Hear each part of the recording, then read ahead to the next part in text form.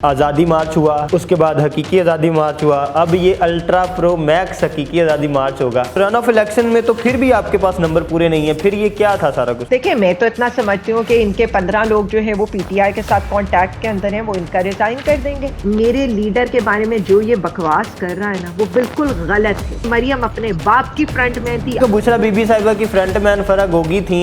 बुशरा बीबी की तो वो सहेली है। गुज्जर साहब का ताल्लुक तो पीएमएलएन से था। वो तो आधी पीटीआई का पीएमएलएन से था, पीपीपी से था।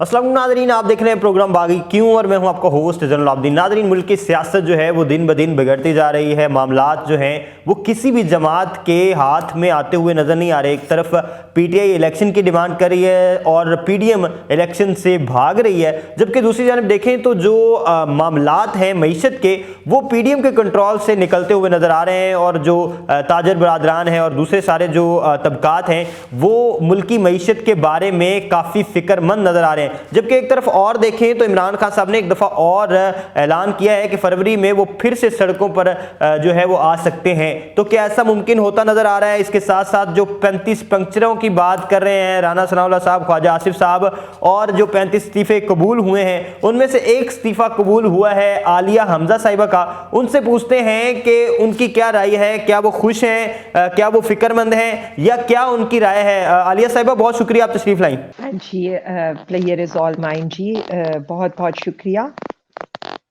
अच्छा मैडम, ये बताइएगा आप क्या समझती हैं? सबसे पहले तो ये बताएं, इस्तीफ़ा आपका कबूल हो गया है, काफ़ी अरसे से आप लोगों ने इस्तीफ़े जमा करवाए हुए थे, तो स्पीकर साहब ने आपका भी जो है वो इस्तीफ़ा कबूल किया है, तो ये किन बेसिस पे किया है? सबसे पहले तो ये बेहतर तो स्पीकर साहब ही बता सकते हैं कि कौन सी बेसिस थी और किन बेसिस पर उन्होंने कबूल किया, क्योंकि वो स्पीकर जो कल तक कहता था कि अगर पर्सनली लोग उनके पास नहीं आएंगे और अगर हाथ से लिखा हुआ इस्तीफा नहीं होगा तो वो उसको कबूल नहीं करेंगे। तो मुझे तो नहीं आइडिया कि अब कौन सी स्ट्रैटेजी थी या कौन से रूल्स एंड रेगुलेशंस को उन्होंने फॉलो किया है, क्योंकि मुझे तो इतना पता है कि पार्टी की टॉप लीडरशिप को उन्होंने टारगेट किया। और आप महसूस कैसा कर रही हैं? आपकी दिली ख्वाहिश थी इस्तीफे कबूल हों, अब कैसा महसूस कर रही हैं? वो तो कह रही हैं हमने सरप्राइज दिया है।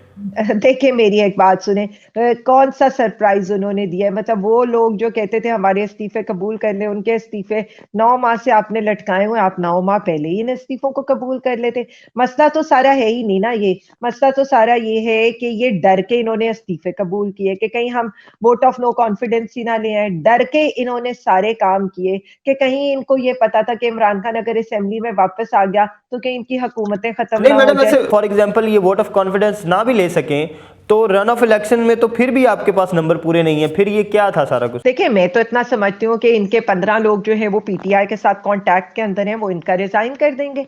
और उसके अलावा बात तो सारी यही है कि एक बंदा अगर वोट ऑफ तो कॉन्फिडेंस, फिर वो लौटे नहीं होंगे? फिर वो लौटे नहीं होंगे? तो हम तो ये कह ही नहीं रहे। हमने कौन सा कहा है कि वो हमारे साथ आएंगे? हम तो ये कह रहे हैं कि वो रिजाइन करेंगे। There is a difference in giving resign. वो तो ऑप्शन ही नहीं है ना। वो तो आपको पता है कि जो पंजाब असेंबली में हो चुका है उसके बाद वो तो ऑप्शन ही खत्म हो गई है कि वो अपोजिट साइड पे पार्लिमानी पार्टी के अगेंस्ट तो नहीं दे सकते। एक मिनट, मैं जो बात करना चाह रही हूँ, जी बात जी। सारी ये है कि जो रिजाइन देगा अपनी पार्टी से, रिजाइन देकर उसके बाद वो जिस मर्जी पार्टी को ज्वाइन करे। मसला तो सारा ये कि आपने पहले पार्टी से रिजाइन देने, आपने पार्टी के मैंडेट को कहीं फरोख्त नहीं करना है। जिस तरह से इन्होंने वोट ऑफ नो कॉन्फिडेंस में इमरान खान साहब के अगेंस्ट किया था कि हमारे 25 नोटों को मुनहरिफ करके सिंध हाउस में मंडियां लगाकर उनको इत्तेहादियों को दिखाकर हमारी हुकूमत गिराई थी। ये सीटें या ये चीजें, जो प्यार, जो मोहब्बत, जो एहतराम मुझे अवाम का मिला है खान साहब के साथ खड़े होने पे, खान साहब का साथ देने पे, जिस तरह से मैंने ये लड़ाई लड़ी है, मुझे तो ये खुशी है कि मेरे नाम से पहले 4 खवातीन के और नाम थे पार्टी की रिजर्व सीट के ऊपर, लिस्ट के ऊपर। लेकिन मुझे जब बीच में से निकाल के चूज किया गया है तो मैंने तो सुना है कि ये सीधी फरमाइश लंदन से आई है और लंदन वालों ने कहा है जो मर्जी कर लें, ये असेंबली में हमें बहुत टफ टाइम देने वाली है, तो इससे तो बाहर बिठा दें। वह लोगों का ख्याल है कि इमरान खान साहब के लिए जो कुर्बानी देता है ना तो वो पहले बलि का बकरा बनता है। आप अब कुर्बानी तो दे रही हैं, बाद के रिजल्ट्स के लिए तैयार हैं आप? देखें जी, मेरी एक बात सुने, मेरे लीडर के बारे में जो ये बकवास कर रहा है ना, वो बिल्कुल गलत है। ठीक है। इसलिए कि मैं उसकी जिंदा मिसाल हूं, मैं इस चीज की जिंदा मिसाल हूं कि खान साहब अपने लोगों को इज्जत देना भी जानते हैं। खान हम्म। साहब ने आप 32 हमारी नेशनल असेंबली में रिजर्व सीट्स थी। खान साहब ने ना कोई अपने घर में सीट दी, ना कोई अपनी बहन को, ना अपनी किसी भी रिश्तेदार को। जितनी सीटें गई वो पार्टी की वर्कर्स को, पार्टी की लीडर्स को गई। इससे ज्यादा कोई उनके बारे में क्या कह सकते हैं? और नहीं जो तो वो ये तो कहते हैं ना कि खान साहब जो हैं वो सारे उनके फैसले हैं ही नहीं, वो कहते हैं वो तो घर में बुशरा बीबी साहिबा के फैसले हैं। देखिए, मेरी एक बात सुने, इस पे तो मुझे नहायत ही अफसोस होगा कि अगर बेगम साहिबा के बारे में किसी ने कोई भी ऐसी बात की, क्योंकि ठीक है। मैंने उनको देखा है, वो नहायत ही मजहबी खातून है। उनका कोई ठीक। लेना देना नहीं है सियासत से। ये जो पीडीएम अपने घटिया हथकंडों से, और ये जो पीडीएम एडिटेड जो वीडियोस और ऑडियोज उनकी रिलीज करके जो इमेज देने की कोशिश करती है, इनको शर्म आनी चाहिए। इमरान खान साहब मरियम नवाज साहिबा के बारे में भी तो जलसे जुलूसों में ऐसे अल्फाज इस्तेमाल करते रहे ना। शीशे के घर में बैठकर वो हमारी उन खातून के ऊपर जिनका कोई लेना देना नहीं है, अगर ये बात करेंगे तो बात सुनेंगे भी। खैर, इन इन लोगों की क्या मैं बातें करूं, जिन्होंने अपनी बीवियों, बेटियों, बहनों के नामों के ऊपर जायदादें रखी हों, जिनकी फ्रंटमैन, जैसे मरियम अपने बाप की फ्रंटमैन थी, आगे मरियम के फ्रंटमैन उन्होंने तो जो ये भी रखे। तो कहते हैं ना कि बुशरा बीबी साहिबा की फ्रंटमैन फरा गोगी थी, और जो है वो उस्मान बुजदार साहब तक का फैसला जो है वो सारा सारा उन्होंने। मैं एक सेकंड एक बात बताऊंगी, और वो जी। उस पे मुझसे आप मतलब मुझे ये बिल्कुल अच्छा नहीं लगेगा कि उनके बारे में कोई भी ऐसी फजूल बात की जाए। ठीक है। फराज साहिबा के ऊपर जितने भी केसेस थे, इन्होंने ठीक जितने है। भी केसेस बनाए उनके ऊपर, सब पे इनको मुंह के बल खाने पड़ गए।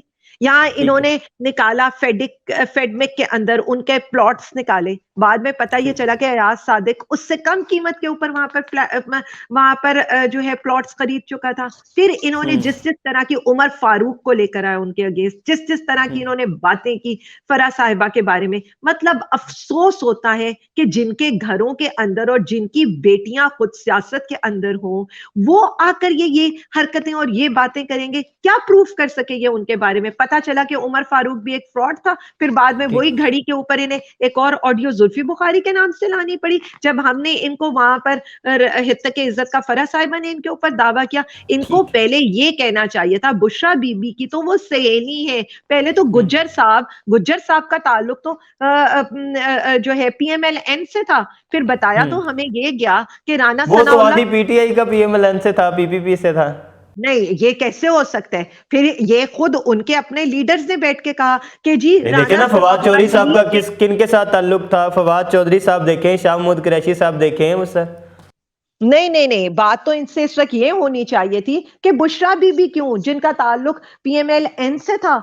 सिर्फ बात इतनी है कि फरा साहिबा और बीबी साहिबा को टारगेट सिर्फ इसलिए किया जाता है कि इन्हें खान साहब के ऊपर ना कोई करप्शन के केसेस मिलते हैं, ना ये खान ठीक। साहब के ऊपर किसी किस्म की कोई भी एलिगेशन को ठीक। प्रूव कर सकते हैं। खान साहब ने कहा है कि और ये खबरें आ रही हैं उनके बारे में कि फरवरी में शायद वो फिर से जो है वो सड़कों पर आए और एक दफ़ा फिर से जो है वो जलसे जुलूसों की सियासत दोबारा से पीटीआई शुरू करे। ऐसा है? सड़कों पर हम तो 9 अप्रैल से सड़कों के ऊपर हैं, हम कब सड़कों के ऊपर नहीं थे। और खान नहीं। साहब सिर्फ ये जो ठीक। थोड़ा सा अरसा था, यानी एक जख्मी शख्स भी अपनी अवाम को छोड़ के नहीं गया, और अब वो अवाम के लिए जिस वक्त ठीक जैसे है। ही वो ठीक हो रहे हैं तो वो दोबारा अपनी अवाम के लिए, ठीक। उनका हक लेने के लिए, हकीकी आजादी के लिए सड़क पर निकल रहे हैं। अब मुझे ये बता दें, सिर्फ आज़ादी मार्च हुआ, उसके बाद हकीकी आज़ादी मार्च हुआ, अब ये अल्ट्रा प्रो मैक्स हकीकी आज़ादी मार्च होगा, कैसा है कुछ? देखिए, मेरी एक बात सुने, अम्मा, हकीकी आज़ादी कोई प्लेट में रख के तो किसी को मिलती नहीं है। और हकीकी आज़ादी मेरा ये ख्याल है कि बड़ी स्ट्रगल के बाद और बड़ी जिदोजहद के बाद मिलती है। और हकीकी आज़ादी वो भी इन तो चोरों लुटेरों से। अवाम उकता नहीं गई होगी मैडम, अवाम उकता नहीं होगी जो हर दफ़ा आपके साथ जाती है आज़ादी के लिए तो और फिर वापस खाली आती है। मैं आपको बता दूं ना, अवाम थकती है, ना खान के साथी थकते हैं, ना हम थकते हैं, और ना हमारा लीडर थकता है। हम जब तक इस मुल्क को इस मुसल्लत करदा टोले से नहीं इसके इसके ये जो इक्तदार है, ये जो घनौना इक्तदार है, अवाम को इसके तसल्लुत से नहीं हटा लेंगे, तब तक हम चैन से नहीं बैठेंगे। बहुत शुक्रिया मैडम, आपने वक्त दिया और आपने बताया कि जब तक आप हकीकी मानों में आप समझती हैं कि आज़ादी नहीं मिलती तब तक आपकी जद्दोजहद जारी रहेगी। जी, तो हमारे साथ मौजूद थी आलिया हमजा साहिबा, जिन्होंने हमें बताया कि क्या खान साहब एक दफ़ा फिर से सड़कों पर आ रहे हैं, क्या जो 35 पंक्चरों की बात कर रहे हैं उससे कोई फ़र्क पड़ा है पीटीआई को या पाकिस्तान की सियासत को। सारे सवालात के जवाब आपने आलिया हमजा साहिबा से तो जाने। मौजूदा सूरत हाल पर आपकी क्या राय है, हमें कमेंट सेक्शन में ज़रूर बताइएगा। देखते रहिए बागी टीवी।